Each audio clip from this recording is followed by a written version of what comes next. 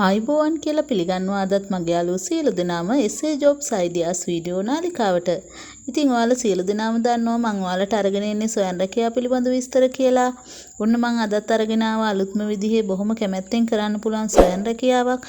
ඒ තමයි එන්තූරියම් පැල වගාව විශේෂයෙන්ම එන්තූරියම් පැල මිලදී ගන්න ආයතනයක් සහ එහි දුරකථන අංකය වගේම රුපියල් 500ක් වැනි හොඳ මුදලකට තමන්ගේ පැලයක් අලෙවි කරගන්න පුළුවන් ආකාරය මේ වීඩියෝ එකෙන් මම අරගෙන එනවා.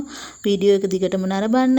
ඒ වගේම මෙතෙක් ඔයා මගේ වීඩියෝ channel එක subscribe කරලා නැත්නම් පහළ තියෙන subscribe කියන රතු පාටින් subscribe කියලා තියෙන තැන click කරලා channel එක subscribe කරන්න.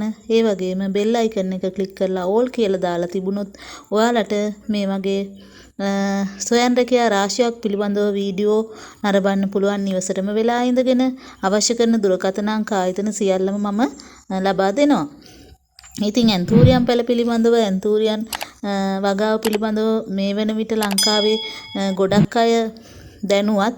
ඒ වගේම ඕනෑම කෙනෙක් ඉතාමත් කැමැත්තෙන් කරන රැකියාවක් තමයි මේ පැල වගා කිරීම, පැල තවන් කිරීම, ඒ වගේම පැල අලෙවි කිරීම. ඒ වගේම තමයි මේක නිවසටම වෙලා ඉඳගෙන කරන්නත් පුළුවන්. ලොකු ප්‍රාග්ධනයක් යොදවන්න අවශ්‍ය නැහැ. ලොකු මහන්සියක් වෙන්න අවශ්‍යත් නැහැ. නිවසේ වැඩ කටයුතු ටික කරන ගමන්, ඒ වගේම රැකියාවක නිරත වෙන ගමන් උනත් මේ සොයන් රැකියාව කරන්න පුළුවන්. ඉතින් ඔයාලට මං කිව්වනේ ඔයාලගේ එන්තූරියම් පැලයක් මිලදී ගන්න රුපියල් 500කට කියලා.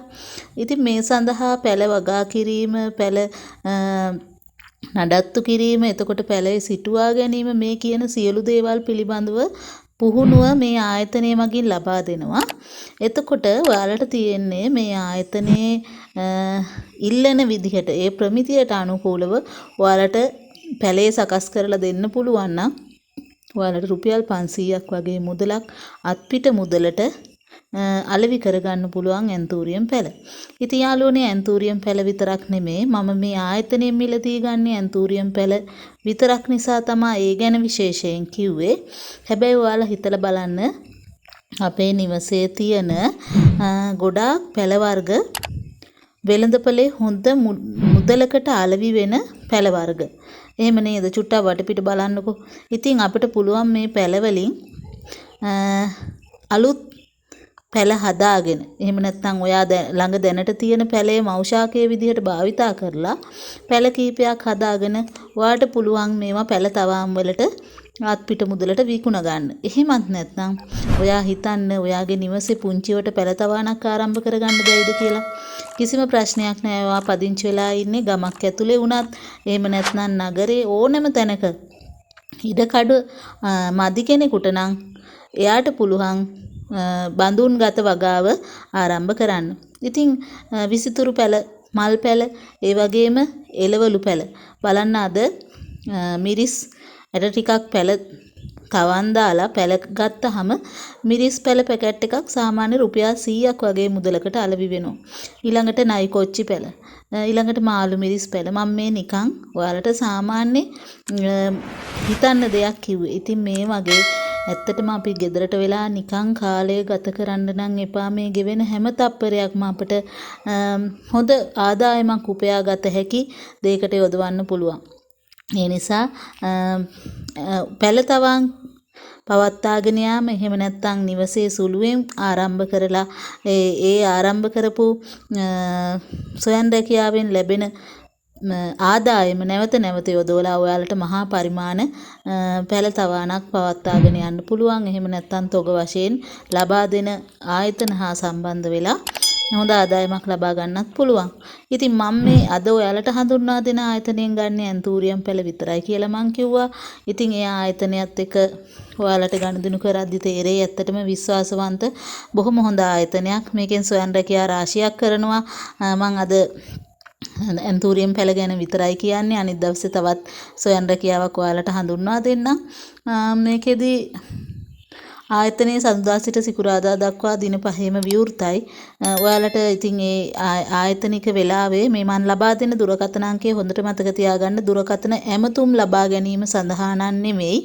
මේ අංකයට ඔයාගේ නම සහ ලිපිනය, ඔයාට ලිපි ලැබෙන නමයි ලිපිනයයි SMS කරන්න. එහෙම නැත්නම් normal message එකක් දාන්න.